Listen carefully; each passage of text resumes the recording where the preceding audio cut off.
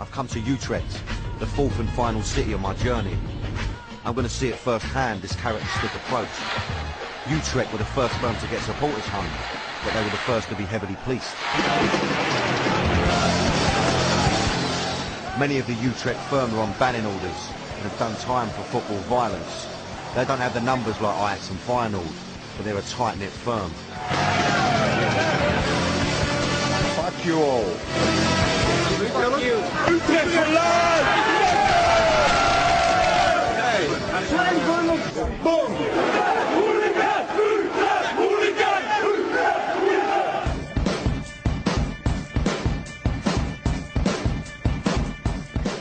I arranged to meet Bobby. He was going to introduce me to the firm.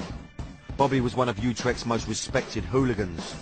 Only in Holland would this make him an ideal candidate to be the president of the supporters club. Believe it or not, he's in discussion with the football club's board. Utrecht has got the biggest supporters home in Europe, so I wanted Bobby to show me around. Quite an English feel to it. Yes. Why is that? Because we think Utrecht is a typical of English football club. Okay. And we like to have the same idea as the English Yeah, I love firms. You've got another picture of Doc Green up there. That's quite mad. Doc Green. You've got a nice West Ham scarf. That's the best thing you got. You've got an old Man United scarf up there, and I'll help you take that down later. Tetley's bitter. I mean, this is. I love it. Yeah. Yes. I've never seen nothing like this. You've got the ground just there, the pitch just there. You know. It's very. I mean, that's pretty amazing. It's very unique in Holland. Okay, I will show you the court. I love it. This is our Bunnik side. This is the famous side of here. It started the football violence. Your firm will be plotted here, yeah? Yes. And all the families around here. That's the main tribune, the family tribune, and the Away supporters. yes, the away Wow, supporters. it's just amazing that you've got the supporters club right there.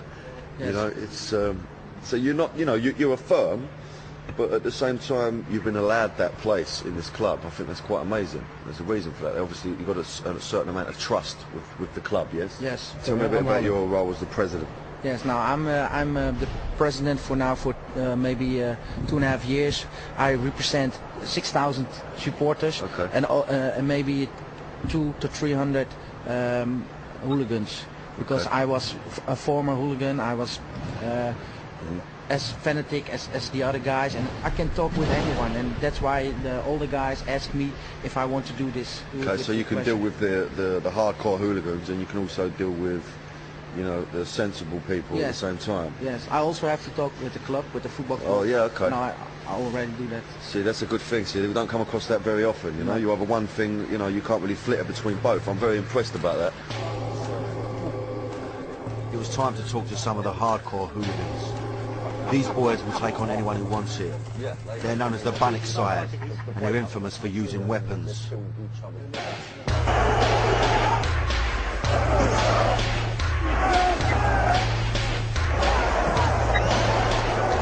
know, I was a bit nervous, so it was good to get some beers down us for a bit of Dutch courage.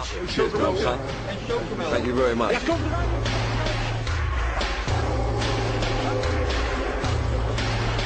First of all, I'm going to ask you the obvious question. Cheers, mate. Cheers. Right. On Chelsea. Who are Chelsea? Who are the Bunnik side? Right. It all started in the early 70s. We were all standing on this side of the stadium, called the Bunnik side. Bunnik is a town, little town, behind the stand, and that's why the name comes from. Now, in 1980, I heard that you smashed up your own stadium. Why? It was the last match of the season. The stadium should be demolished for the new stadium. So we thought, well, let's do it ourselves. And we did. So let's just get this straight. These guys actually tore down their old stadium because a new one was going to be built. It needed to be demolished, and the boys thought they were the best people for the job. We thought, well, it's normal. It's normal behavior. It's going to be teared apart. Let's do it ourselves.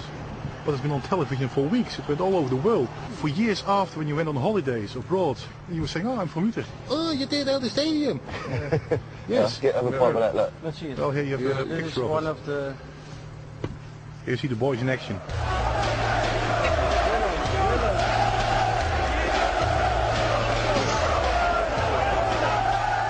Would you say hooliganism in Holland is becoming more dangerous? The danger lies in the fact that it's not more possible to have an all-out fight. So if you want to do some damage to someone else, you have to do it fast and you have to use something to get a result. So that makes it more dangerous than it used to be, because almost everybody now uses weapons, and especially knives. What about you lot? You use weapons, or sometimes you have to, yeah? We were famous for using bicycle chains. Chain gang. Okay. And bats, knives, Stanley knives, anything that can be used, bottles. Okay. What about any of you's ever been to prison? Anyone been, yeah? I've sitting for 3 months. 3 months? Yeah. Just for fighting? Fighting against Ajax. Against Ajax? With bicycle chains, or? He also. Yeah? The pair of you? But there were also Ajax supporters in the prison. Ah, and okay. they don't want to fight with us in the prison. No. No. No. Not when you've got him sitting next to you on the boat, you know what I mean? Not when you've got him sitting next to you, a proper mad boat, you know what I mean? It can definitely have a tear up, there's no two ways about that. Prison, fines and banning orders are the price to pay as a hooligan. I'd started to gain the trust of these guys. They told me how the police were cracking down on them. Theo's been in the firm for 25 years, he's had 2 bans and served prison time for football violence. Theo showed me the security around the ground. There's the security box. They control the whole stadium with the cameras. Everywhere hangs cameras. In the stadium sits police, but also security from Utrecht. Undercover police officers. They may be a friend of you. You don't know. The surveillance is not just in the stadium. The guys took me back inside the supporters' home to talk about how this was also being watched by police with hidden cameras. They listen, you know, they follow the boys, and the boys now in jail.